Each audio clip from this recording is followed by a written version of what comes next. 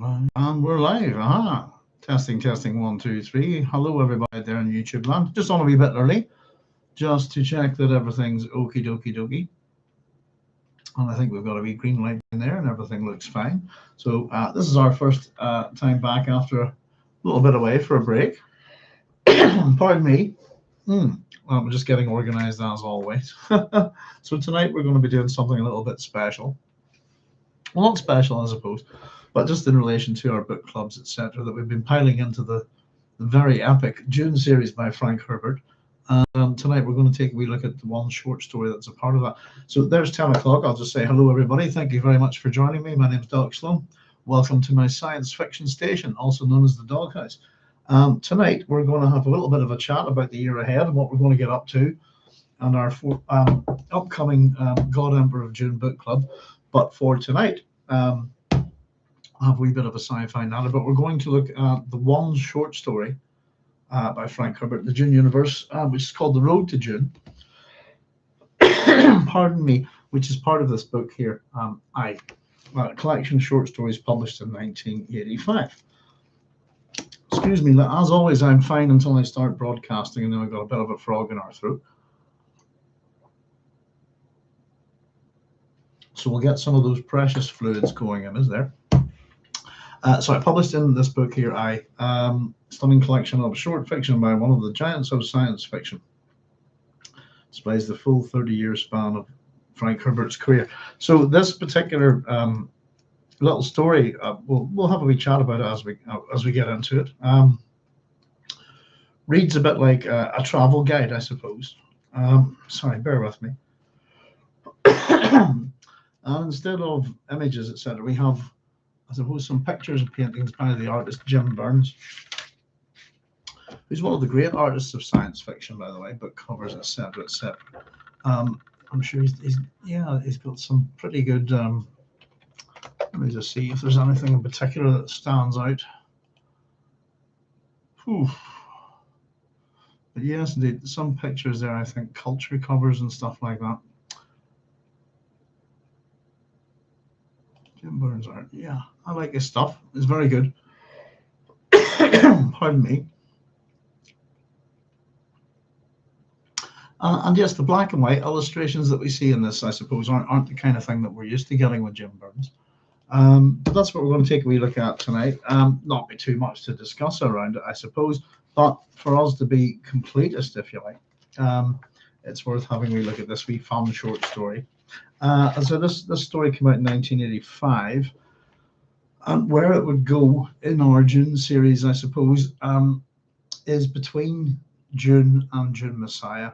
I think that much is obvious by I suppose, the location, pardon me, and the people who are in it, in fact. So just before we get going, I suppose, 18th of December is always a bit of a funny day for me. Got a couple of anniversaries ourselves on this day, but I was just having a wee nosy. This is Michael Moorcock's birthday today, so one of our great science fiction fantasy writers, but also arguably, I suppose, one of the two greatest sci-fi fantasy magazine editors of the 20th century. So happy birthday to Michael Moorcock. And thanks for all the Eternal Champion, the multiverse stories, and the Elric stories, etc., etc. And the other thing, I suppose, that's just on my radar, very quickly, was just noticed I suppose a couple of things. Noticed the other day that Jill Gerard had passed away. Who I was a big fan of when I was a kid, and still am, I suppose, to this day. He was Buck Rogers in the 25th century. And to me as a kid, very much the epitome of cool and disco and space and sci-fi and all of that stuff. So it's very sad to hear that he passed away, though he had a good innings, as they say. And I think I left a little sort of last statement saying something like "See you all in the cosmos." So there's the Jill Gerard, sadly missed, I think. A great Buck Rogers. And there's definitely some moments of TV gold with him I can think of, So very sad to hear that he'd passed away. And of course, very sad to hear about Rob Reiner and his wife, etc. He was the director of The Princess Bride. So yeah, fantasy and sci-fi. I've lost a little bit this weekend. There's Gillian saying, "Hi, Doc. Good to have you back. Thank you very much, Gillian. How you doing? It's good to be back. Actually, I would have been back a little bit earlier, just for the. Oh, hang on. Let me just knock that off. Just for the thing that I've not been too well over the last month myself, and we've just had this particularly nasty strain of flu that's going about. Pardon me, and I'm just on the tail end of it. Just about over it, I suppose. But it's been a rude little flu. Hung around for too long. But there we go. So before we get started with the road to Dune, I suppose just a wee kind of catch up on what we're about is that we're going to be starting our next year's worth of book club on God Emperor of Dune next week. So we'll be starting off with the prologue, possibly with chapter 1 as well, which is a lengthy enough chapter, and we'll get that ball rolling basically. I wanted to do some reading in particular before we got started with the God Emperor of Dune book club, for obvious reasons. One of the things I wanted to get read again was the God Emperor of Dune, and I have to say, reading it again all these years later with a different set of eyes and a different sort of sensibility, I've quite a different opinion of the book this time, and we'll see what taking it apart really reveals, I suppose. But I'm looking forward to it. Pardon me. But I wanted to get a couple of things read before we got into God Emperor of Dune. One of them was I wanted to have a run through the White Plague again, just to get just to run some of Herbert's ideas. The White Plague would be the book that follows God Emperor of Dune. Pardon me. And in many ways features a lot of the stylistic similarities of plot and character that Children of Dune have. So that's kind of why I was wanting to get that read. But in particular, something that I think is fascinating. Let me just get this here, please.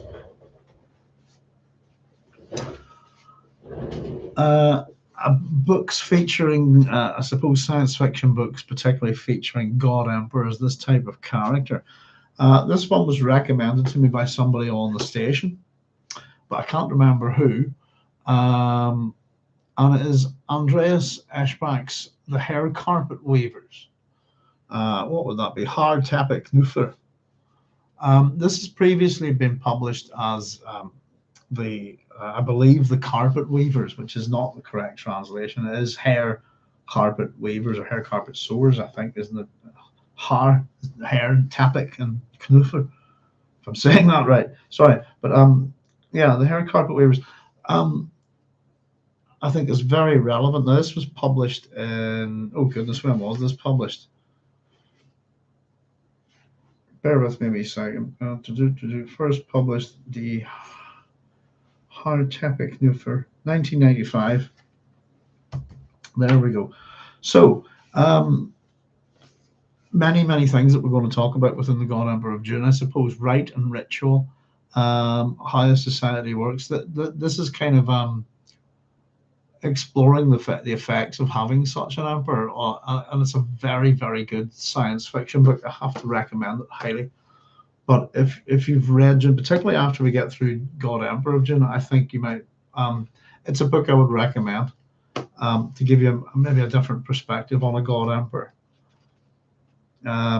Interestingly enough, I suppose whenever we get to chapter 1 on the prologue, we'll have a wee bit of an adder about characters who are God Emperors, people from history as well, and what sort of books are around that possibly get their inspirations from something like Dune, So there we go. So I've just finished The Hair Carpet Weavers by Andreas Eschbach.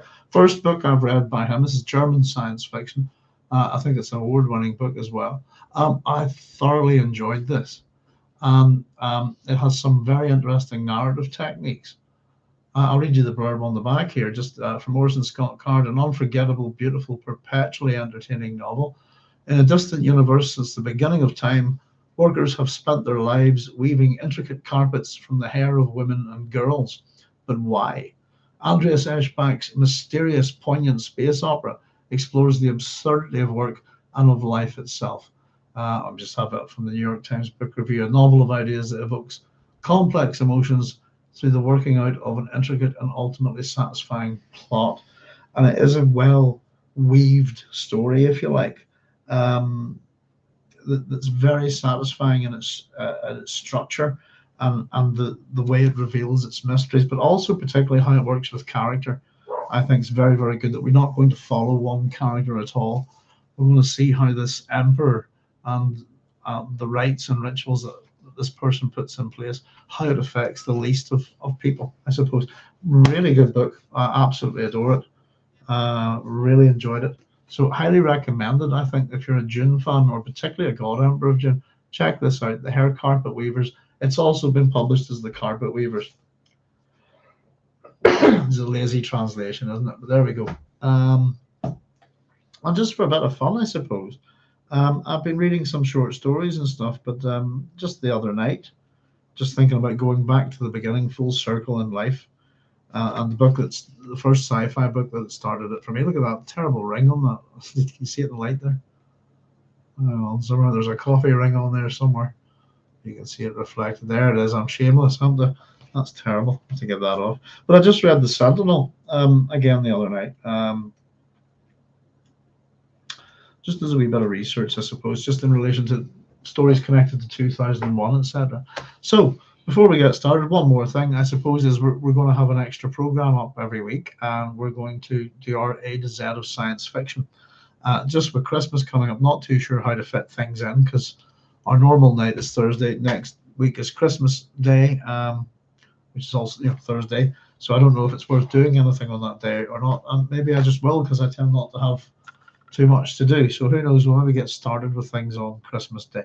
But anyway, folks, it's good to be back. And if you're out there, say hello.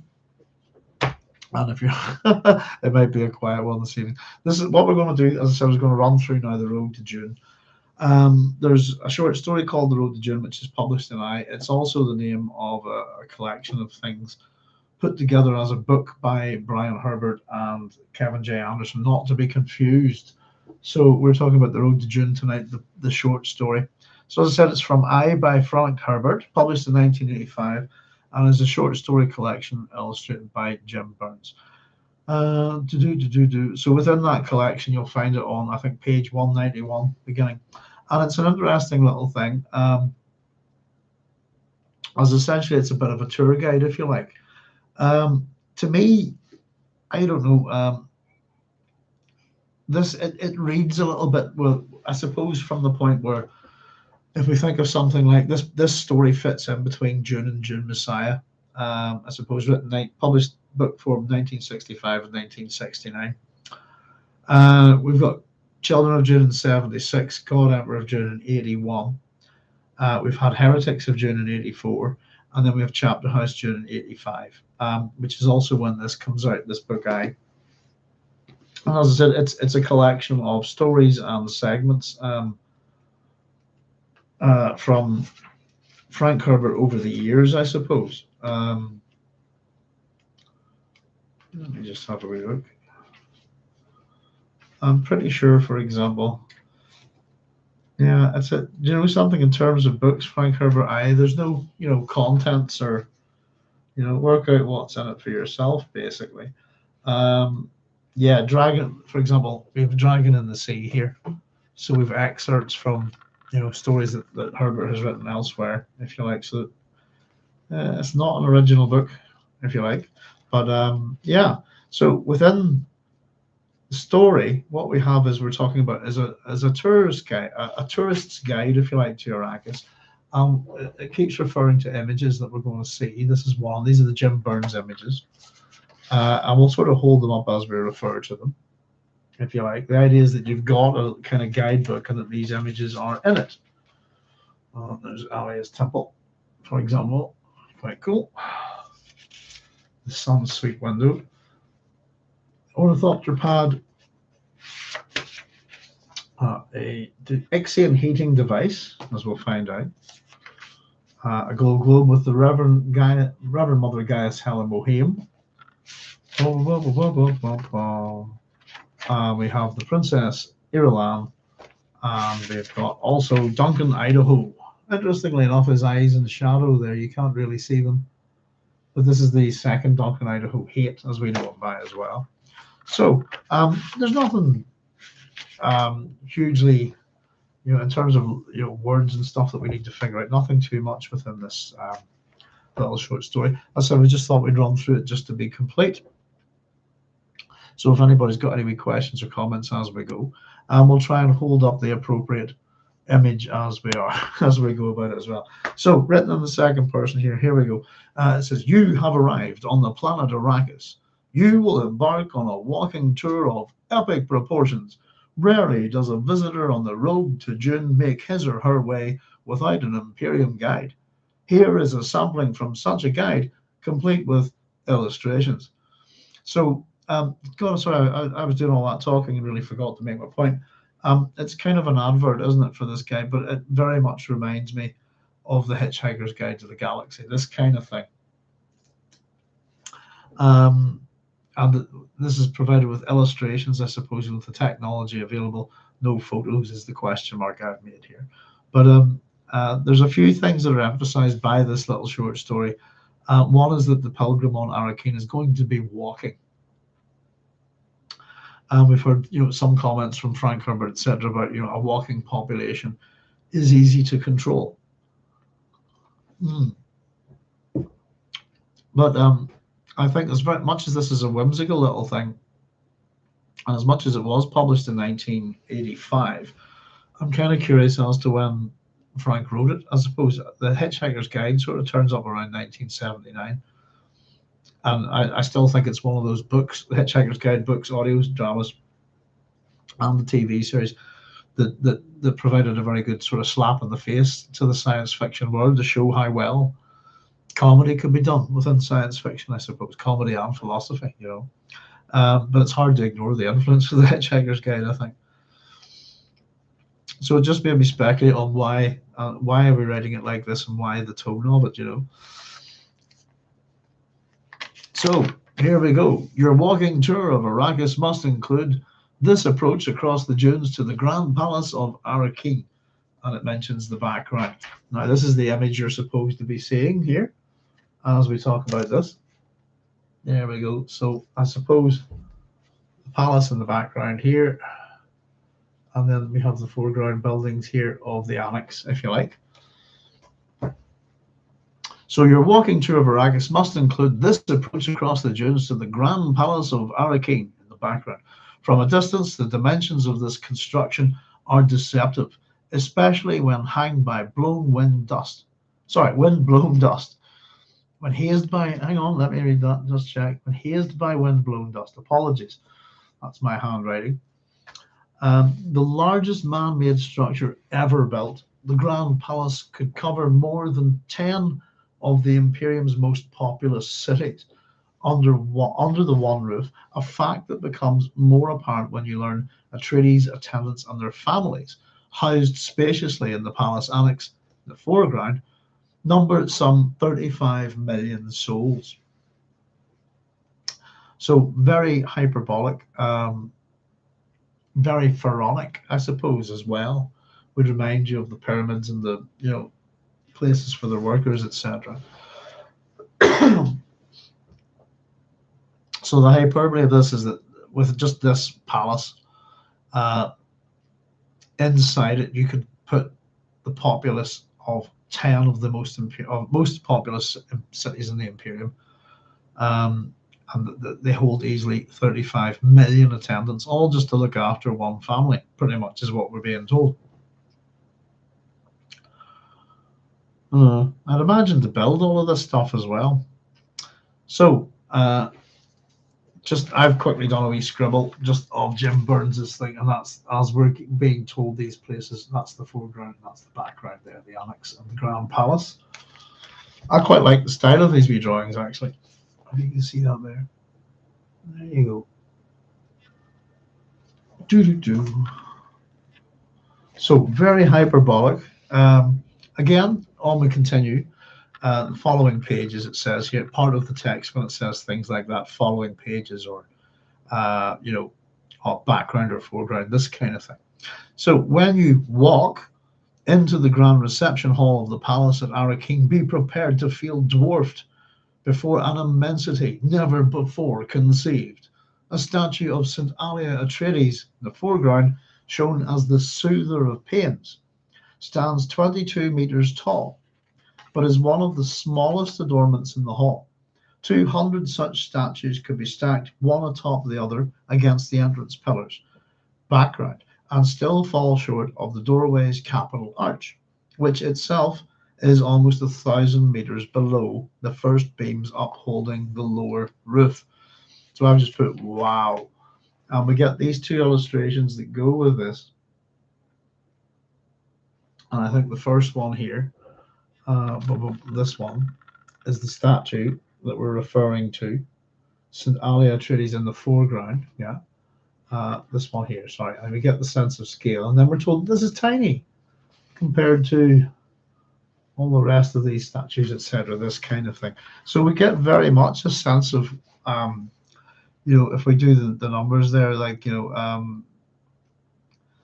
in the back still fall short of the doorway's capital arch, which itself is almost 1,000 meters below the first beams upholding the lower roof. So over a kilometer in size, we're being told. Ridiculous, hyperbolic statement of architecture. But architecture has, and particularly with religious buildings, a lot to do with especially cathedrals and things like that. The church spire is often the tallest thing in a town. Interesting. We had a big cathedral in Belfast, St Anne's Cathedral. It's quite interesting. There's a big kind of car park there, so a lot of people kind of know it, even if they're not. And they put a humongous spire on it. Wasn't that long ago, I suppose. Maybe it is now, maybe about 10, 15 years ago. But prior to that, it never had a spire, and it was quite an impressive building. But it's kind of, oh, there you go. You notice it a lot more, I suppose, when you're in Belfast. So we get this. We've had this hyperbolic scale, and even this statue of Alia of the Knife. Of the Alia is the soother of pains, isn't it? As opposed to Alia of the Knife. Interesting. So here we continue on with our tour guide ebook. If you're numbered among the heartfelt pilgrims, you will cross the last 1,000 meters of this approach to the Temple of Alia on your knees. Those 1,000 meters fall well within the sweeping curves in the background, leading your eyes up to the transcendent symbols dedicating this temple to St. Alia of the Knife. The famed sun sweep window, left face of the temple, incorporates every solar calendar known to human history in the one translucent display whose brilliant colors, driven by the sun of Dune, thread through the interior on prismatic pathways. And there we have the Temple of Alia there.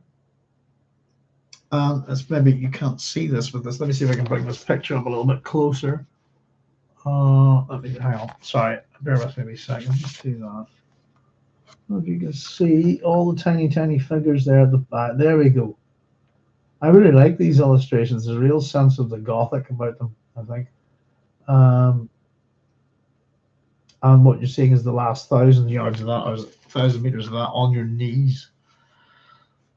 That's the pilgrims who've come all this way. You'll make the last 1,000 meters on your knees. This is the heartfelt pilgrims. Those 1,000 meters fall well within the sweeping curves, leading your eyes to the transcendent symbols dedicating the temple to the St. Alia of the Knife. The famed sun sweep window, left face of the temple, incorporates every solar calendar known to human history. I'm just quickly by the way, I'm no artist, I'm just kind of mimicking these things to put me notes and stuff on. But yes, indeed, you have to do the last 1,000 yards of that on your, keep saying that, last 1,000 meters, sorry, on your knees. Right, that's the Temple of Alia. Now, on each pilgrimage, 100, even more special, are chosen by lot to make the 3-day climb up secret passages of the Grand Palace, and halfway up may look down from this vantage on Muad'Dib's personal ornithopter. It sits on his private landing platform. It's his with a capital letter, by the way, against an inner wall of the palace. And this is our picture here. The 100 who are chosen by lot will get to go around secret tunnels and stuff inside the building. At a certain point, they'll arrive at a window and get to look down at this. There we go. A narrow strip of windows in Atreides family quarters glisten on the high wall to the left. An attendant has just made the regular inspection of the thopter, returning to the palace with a traditional Fremen cry, heard closely from the observation stop. His water is secure.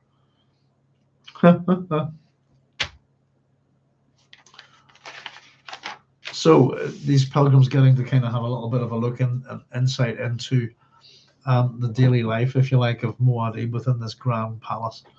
Now, we have the next as an interesting little thing. It's quite a pretty drawing here. I'm not really, some of my doodles certainly wouldn't do them justice. But Jim's Burns, this is an Ixion heating device. Again, part of our little tour guide thing here. And it says the Ixion heating device, set like a giant pearl in an ornate stand, greets you in a smaller passage of the grand palace. The ring-bound queue of the attendant servicing the device marks him as a city Fremen. On your walking tour of Arrakis, you will see many such Ixion artifacts, some set with rare gems, all worked in precious metals by dedicated artisans, some of whom devote years to the contemplation of a single decorative line. Attention to detail can be seen on this space heater. It incorporates 20 precious metals in each lap scale.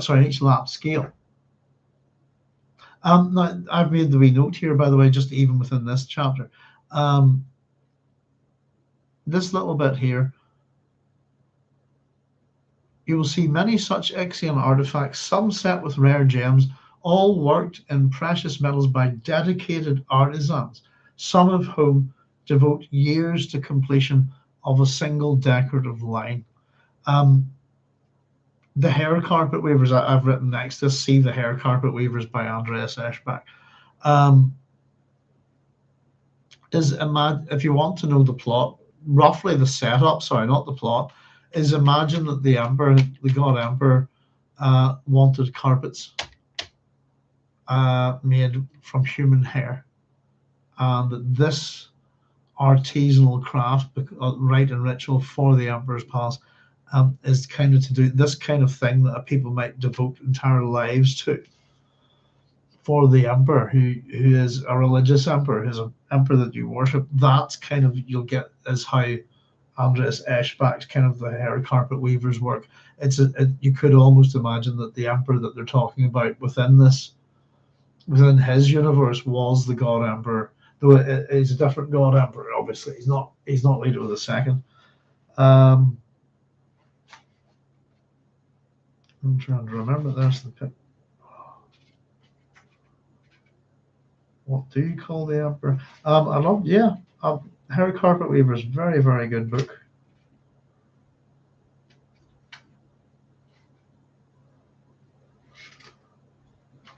Has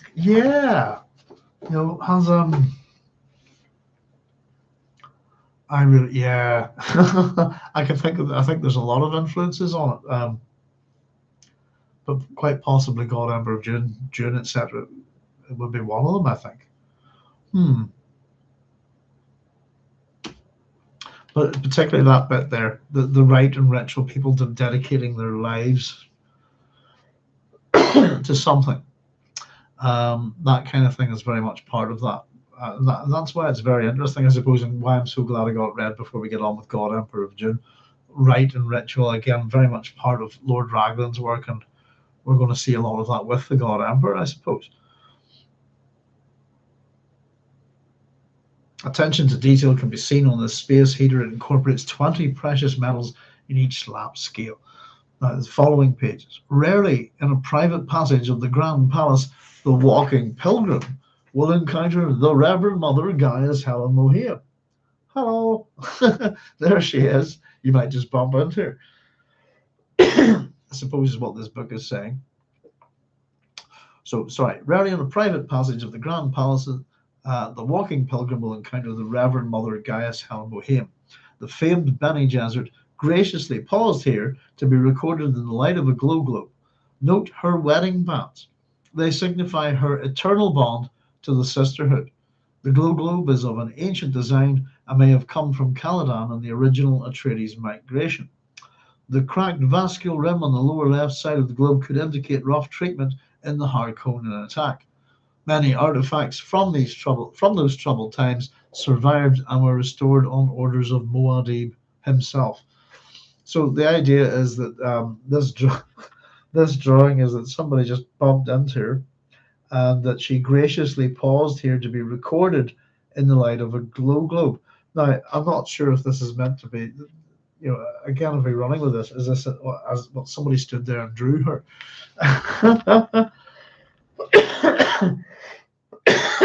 Pardon me. I don't know again if you can see on the detail of the image there. You can see her hands. You can see the wedding bands on both sides of the hand, indicating she's married to the sisterhood, according to this. So we're essentially, the book is name dropping, isn't it? You too could bump into the Reverend Mother Gaius Helmoheim just as we did, as she graciously paused here to be recorded in the light of a glow globe. And again, I think it's a really good drawing, by the way. I've used these drawings before and seen them all before, and I think they're excellent, really good. Right, so not much. Oh, what happened there? Oh, thought I lost you there, folks. Sorry. So yeah, drawings, and then not much more to go. This is our next, but this is the way the book works pretty much, by the way. A little bit of text and illustration. That's why it won't take us too long to get through tonight. And we're told this authentic visage of the Princess Irulan, Muad'Dib's virgin consort, should be committed to memory before your walking tour of Arrakis. The pilgrim should be aware of false images. You will be beset by Fremen hawking such mementos. Sorry, not Fremen, tradesmen. You will be beset by tradesmen hawking such mementos. Apologies. Irulan authorized only this portrait for official sale to pilgrims. So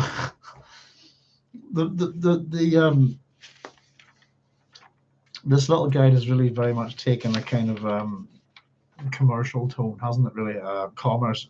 In other words, this portrait is official merchandise. You'll be beset by tradesmen hawking such mementos, all sorts. This is the only picture that she's authorized for official sale. Ka-ching. To such said pilgrims. So we have a rather good drawing. I think it's a good drawing of Irulan, by the way. Get a sense of the beauty, sense of the haughtiness, this kind of thing. Yeah, very good drawings. Wish I could draw like that. And then the last one that we have just on the other side of it is the face of Duncan Idaho. And again, all of this for the benefit of our tourist. The face of Duncan Idaho, Gola warrior, teacher, friend, and advisor of Muad'Dib, stares out at you from this official portrait. It is sold to pilgrims on the walking tour of Arrakis only in palace shops. All proceeds go to support retired Fremen and provide for the education of Fremen orphans. I've written rather sarcastically, just my own words underneath this, minus the cost of doing business.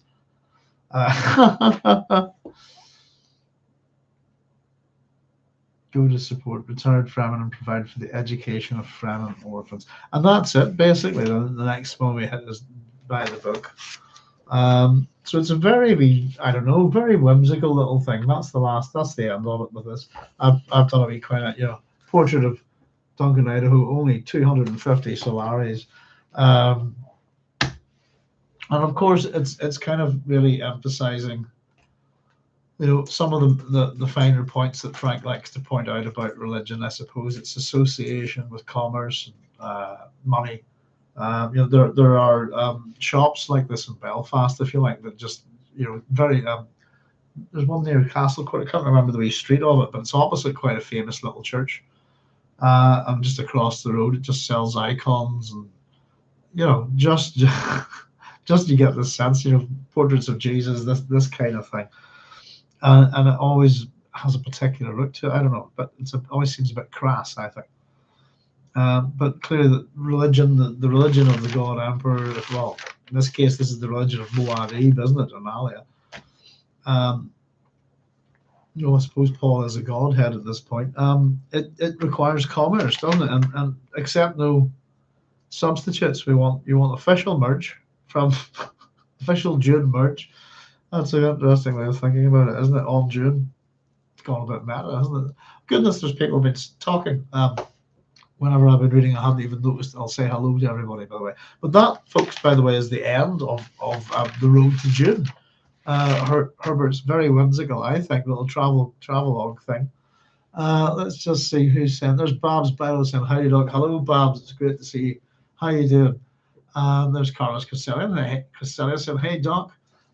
Good to see you back." Thank you, Carlos. Good to see you. I've been looking forward to getting back. I'm not back as quick as I wanted to be. But I figured you've had enough of me coughing and spluttering quite badly. I wanted to wait a wee bit till things got better.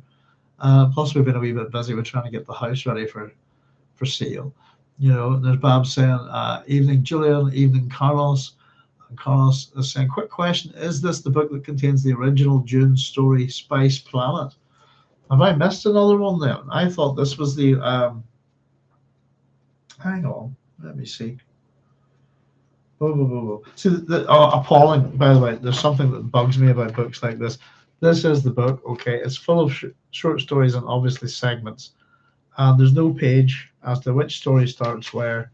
So you've just got to, hope for the best and click through it, which is a bit short. So let's see, we've got Rat Race. I thought this was the only one, Carlos. There you go. I might be misinformed. Spice Planet. Well, I think, hang on. Or maybe we're talking about, there are other short stories, but they're not by Frank. What's this one? Ceasefire. Matter of Traces. The Rat Race is in this as well. Try to remember. And a segment from, what do we see there? Dragon in the Sea, which is actually one of Frank's novels. The Tactful Saboteur. The Road to Dune, that's what this is called. And the book is I. Buy the book. Let's see, what else have we got? Sorry, this is the only way to do this. It's annoying. Seed stocks here. That's I'm trying to remember about seed stock. That rings bells. Murder Will End.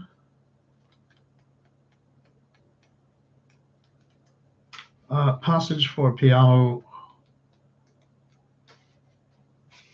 Death of a City.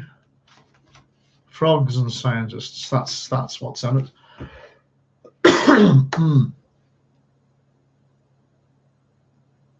Spice Planet. Bear with me a second.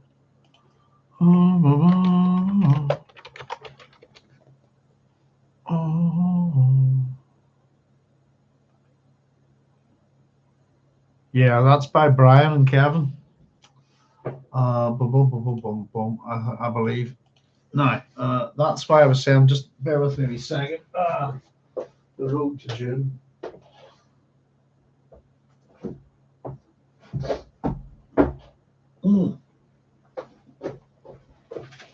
So, just for folks that I think we made a wee point about this, not to confuse. There's a Frank Herbert short story called The Road to Dune, and then there's this book which has the same title, which I think is cheeky. And I think is The Road to Dune in this. Bear with me.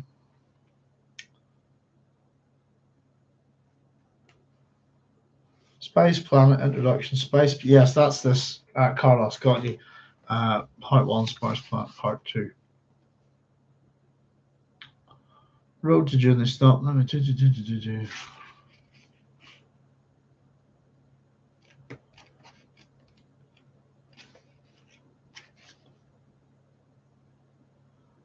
So The Road to Dune, Stop the Moving Sands, Letters of Dune, Unpublished Scenes. All of this stuff, yeah, is pretty good. Space Planet is in this book, The Road to Dune, Carlos. Yes, indeed, with an introduction there. Let's see what else is in this, by the way, just while we've got it. The Road to Dune, as it's called here, says the Stop the Moving Sands, Letters of Dune, Unpublished Scenes and Chapters, Introduction, Deleted Scenes and Chapters from Dune, and then we have a list of them basically by character name.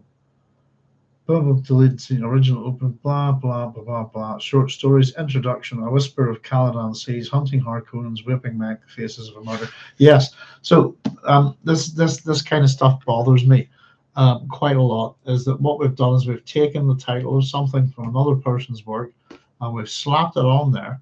And The Road to Dune, the story itself, is not in the book called The Road to Dune, which is a bit shit. It's in this. So it's a short story, Carlos. That's where obvious confusion comes from. So The Road to Dune is a book put together by Brian Herbert and Kevin J. Anderson, with Frank Herbert's name slapped on the top, and is a compilation of stuff basically. But as an outlet for them to put their own short stories in the Dune universe, but not actually put the story called The Road to Dune in it, you know. So this one, there's a few collections of. There we go. Page 191. Within I is The Road to Dune, which is what we've just read to, word for word. It is a whimsical little thing. I don't know what you think of it. But basically, in terms of stuff by Frank Herbert, the reason why I wanted to do this today, and in all honesty, is I should have done it between Dune and Dune Messiah. That's where it should have went. So I'm attaching this to the Dune Messiah book club. That's where it'll live. And it was just to be thorough, to make sure we'd covered everything by Frank Herbert within the Dune universe, you know, in terms of stories. So there we go. Quick question: is this the book that contains the original Dune story, Spice Planet? No, is the answer. That's this one. This is the short story we looked at tonight. The Road to Dune is what the short story is called, and the book it's in is 1985's collection I. There we go. To avoid any confusion, messing around with book titles and stuff like that really does bother me. There's someone I just found it quite annoying recently. Frank's got a couple of these himself. Actually, is that, you know, Under Pressure is also called 21st Century Sub, and it's also called The Dragon and the Sea. So you got a book with 3 different titles.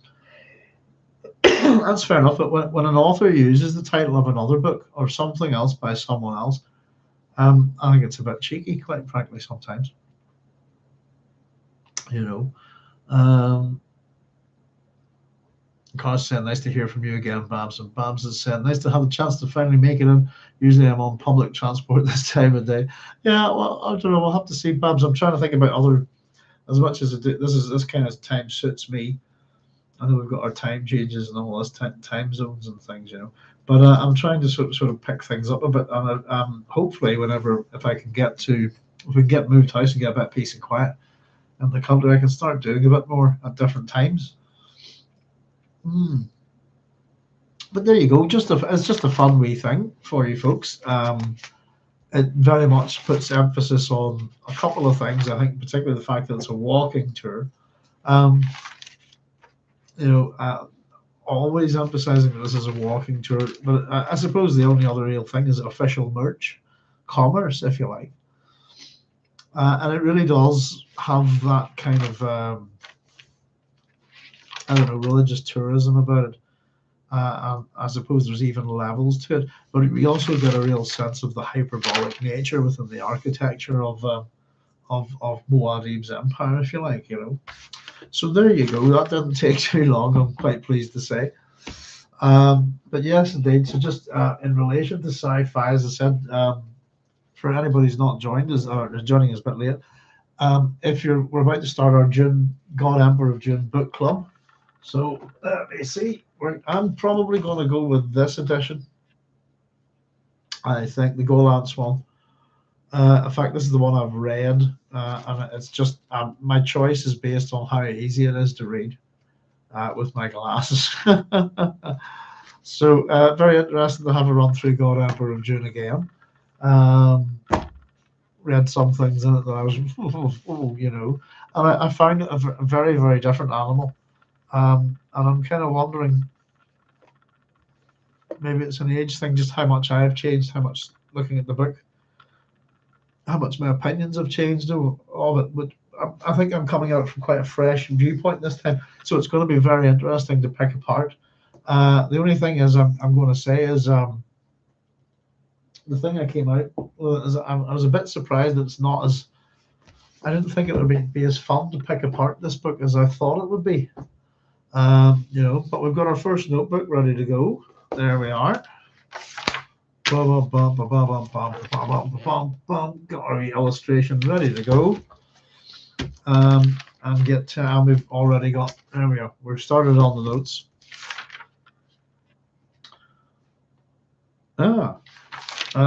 It's going to be interesting, I think. Who knows, actually, the way I read it recently was without picking it apart at all. I just wanted to refamiliarize myself with the story very much. And as I said, I've kind of been reading it in tandem with the Hair Carpet Weaver. So in all honesty, folks, if you've not heard of this book, if you're a fan in particular of the God Emperor of Dune, this one's for you. I think you'll enjoy it. I thought it was a very good book, and its writing sensibilities. It's hard to tell when you've got a book in translation, but I enjoyed the writing. If you see what I mean, the crafting of the words, and it was a storytelling that kind of reminded me of the likes of Lord. I don't know who am I thinking of? Yeah, Lord Dunsany. That kind of style. I thought I would, having read this, The Hair Carpet Weavers by Andreas Eschbach. The one thing I would say is that I'd be very interested in reading some more of the stuff based on the writing. As I said, it's hard to tell with the translator really sometimes. But I picked up some of these. These are the new Penguin Sci-Fi Classics, and I've got a couple of others to get started on with these. And again, the idea for me was really I've been searching for science fiction from that's not Anglophonic. I suppose it's from other cultures that I'm not too familiar with or haven't read too much sci-fi of. About the only other German science fiction I've read is probably The Glass Bead Game by Hermann Hesse. I'm sure that's not true. I dare say there is a few other German sci-fi things that I've read. But they're not popping into my mind at the moment. But yeah, I couldn't recommend it more. Might actually make a wee video trying to review it or something. Hair Carpet Weavers, previously published as The Carpet Weavers, I believe. Very, very good book. Very good book. I might just give you a little bit of a different look at the God Emperor, I suppose. But that's kind of what I was thinking about whenever we get going with the God Emperor of Dune. To recommend basically other books or even historical personages that would kind of fall into this God Emperor category. The other ones that I've thought of really, well, there's obviously God and Old Harry from Old Harry's game would be very similar characters to the God Emperor, I think. I've thought of a couple of others, but I'm trying to get them spinning in my head a little bit at the minute, But yes, indeed, Babs, it's been a wee while. It's nice to have you back on. It's good to see you. And there's Chaya Rivka saying shalom all evening, Chaya. Hiya, Chaya, shalom right back at you. I hope you're keeping well. Yes, indeed, good to see you, folks. Evening, Chaya, says Babs. Cara said, yes, I was really excited about Brian and Kevin finally finishing the story, but that didn't last long. As was I. Cara saying, welcome back, Chaya. Yes, indeed. At the time, I think whenever that came out, for me, I was doing the PhD on the thing, so it was like, oh my goodness, what's not thinking. I had begun it thinking there never will be an end to Dune, that kind of thing.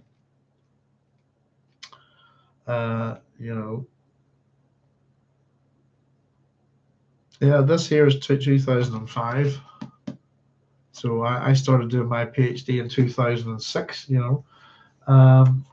was it'd probably been part of my application. But there we go.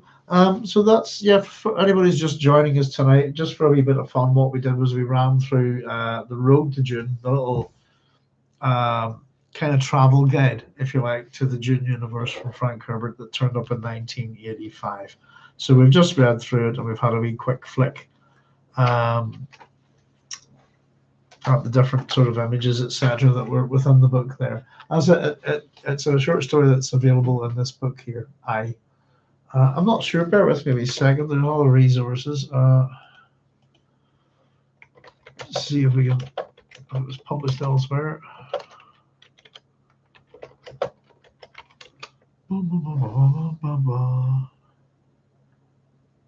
Yeah.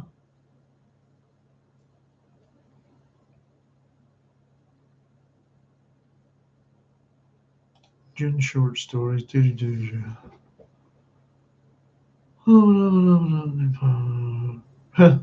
Yeah, mostly about Kevin. Brian, let's see. The Road to Dune, not to be confused with the Frank Herbert short work of the same name. Let's see.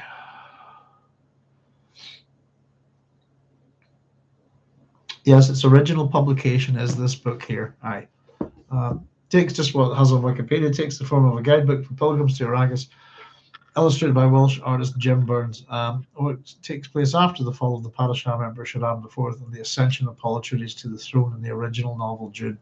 Short story discusses the major sites in the capital city Arrakeen, including the Grand Palace and Temple of Ali. It also features images with descriptions of some of the devices and characters seen in the novels, including Paul's personal ornithopter, an Ixian glow globe, Princess Ireland, Duncan, Idaho, and Reverend Mother Boheme. The glow globe is not necessarily Ixian there. The Ixian thing is a heater that we're looking at. It's two different things. There you go. Yeah, so that was just a little short thing to get started, and with, I suppose, happy Christmas to everybody and happy Hanukkah, etc., that kind of thing.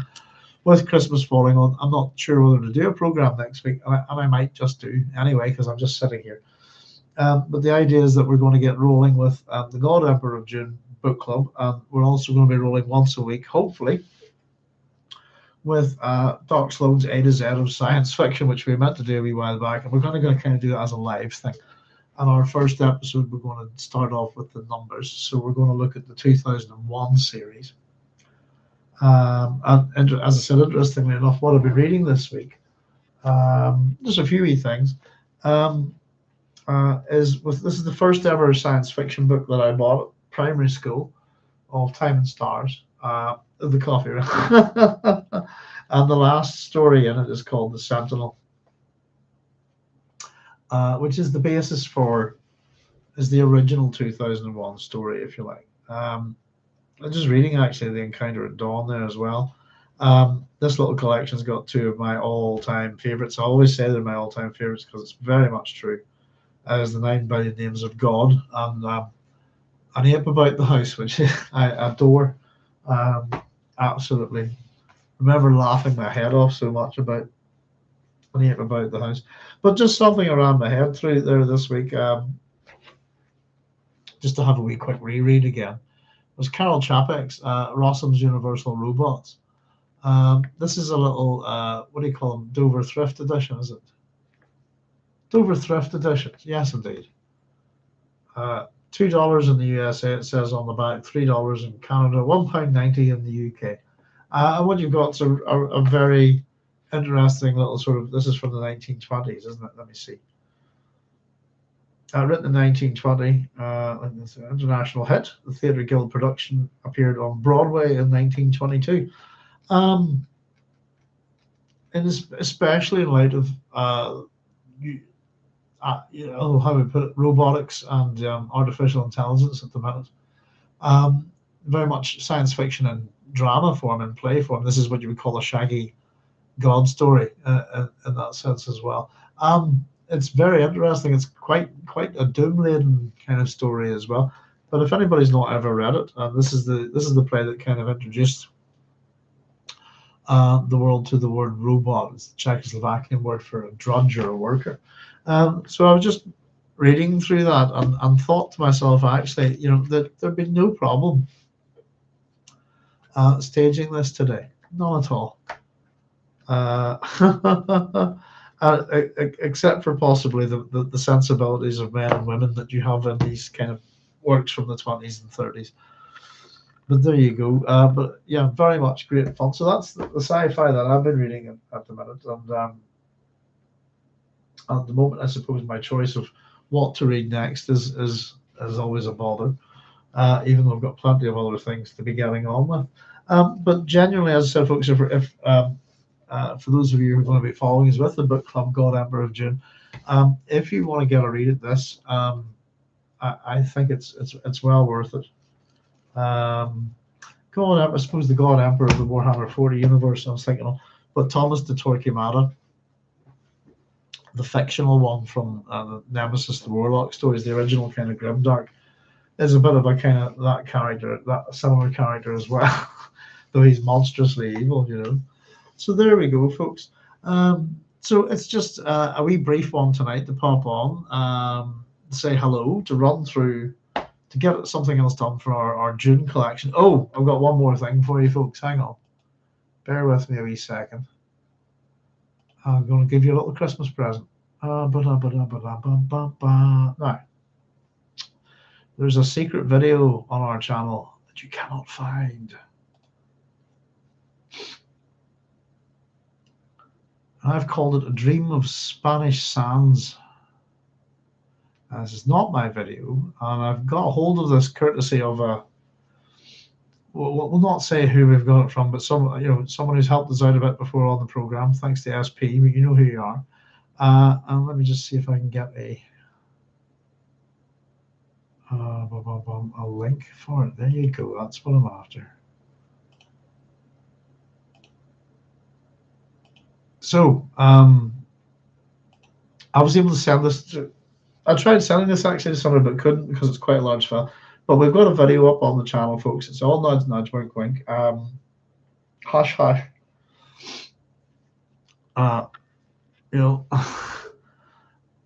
It's a little thing.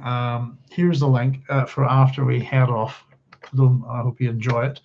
From a fan's point of view, this is a sort of a dream of Dune, perhaps should we call it, by some Spanish fans. And I hope it's all the Herbert estate folks will shut this down like a shit fest if they come across it. So if they do, we'll just move it and hide it somewhere else. Screw those guys. Right. Anyway, that's something for you. I'm just about to wrap up for tonight. Unless anybody's got any questions, I will be back tomorrow night with just a normal science fiction show. Where I'm going to probably start running with my little A to Z thing as well. And hopefully this year is the year where I can kind of get a better balance of work on the station here and start getting those videos made that we've promised to make. A bunch of them on Dune, actually. We just haven't got around to it. So we're hoping that a new year, hopefully a new change of scenery and a new kind of work environment and stuff will change all of that.